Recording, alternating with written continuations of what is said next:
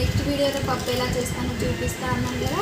First cooker తీసుకున్నానండి. Cooker తీసుకున్న తర్వాత పప్పుని వేసి ఒక 1 టైం 2 టైమ్స్ శుభ్రంగా కడుక్కోవాలండి. ఒక 1 టైం వాటర్లో వేసి శుభ్రంగా కడుక్కోవాలండి. ఎందుకంటే ఏమన్నా పురుగు గిట్లు ఉన్నా కూడా అది వెళ్ళిపోతుంది. లేకపోతే అలానే వేసుకుంటే డస్ట్ ఉంటుంది కదా, బాగుండదు పప్పు. కాబట్టి ఒక 1 టైం అలా శుభ్రంగా నీట్గా కడుక్కోవాలండి. తర్వాత ఇది పప్పులో వేసుకున్నానండి చిగురిని. తర్వాత ఇంకా పప్పు కొద్దిగా పుల్లగా కావాలనుకుంటున్నా కాబట్టి ఇంకొక 2 టమాటాలు దీంట్లో యాడ్ చేస్తున్నానండి. 2 టమాటాలు అయితే కట్ చేసి ఇలా వేస్తున్నానండి. ఎందుకంటే పప్పు కొందరికి పుల్లగా ఇష్టం ఉంటుంది, కొందరికి ఏమో పుల్లగా ఇష్టం ఉంటుంది. కానీ మా వారికి అయితే పుల్లగా ఉంటే అసలు పప్పే తినరండి. అందుకే కొద్దిగా చూసి వేస్తున్న టమాటా.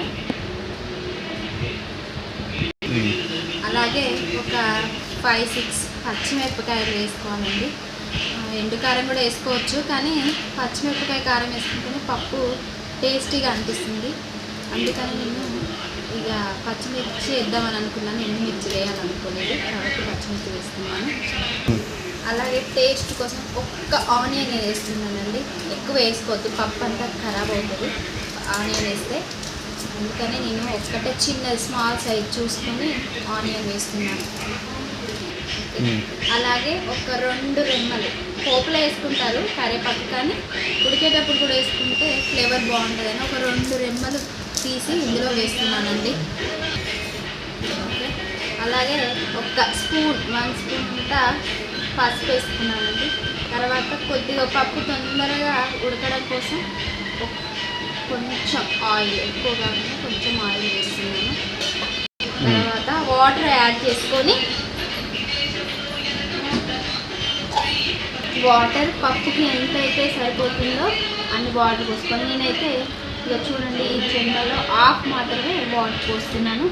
పోసిన తర్వాత వెంటనే ఇక పెట్టేసుకొని గ్యాస్ మీద పెట్టేసుకుంటే ఒక 3 విజిల్స్ 4 విజిల్స్ వచ్చేదాకా ఉంచేస్తే పప్పు మెత్తగా గ్రైండర్లో మిక్స్ చేసుకున్నట్టుగా ఉంటుందండి. తర్వాత నెక్స్ట్ పప్పు ఎలా చేయాలో చూపిస్తాను నెక్స్ట్ వీడియోలో.